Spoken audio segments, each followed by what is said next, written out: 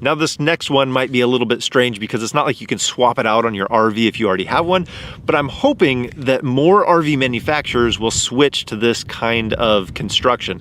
And this is the Azdel sidewalls. Now, if you haven't heard about those, let me give you a quick rundown on sidewalls on RVs. So usually on your RV, you have the like fiberglass typical on the outside, and then you'll have Lauan, which is like a real thin plywood, and then you'll have your framing insulation and then the inside. What this does is it replaces, this is a little sample of it, it replaces that Lauan, and there's so many benefits to going with this. It's lighter, it's stronger, it won't warp under different circumstances, no mold. It doesn't degrade in water. You can see this one that was sitting in water for a long time. The wood is degrading, the Azdel is not.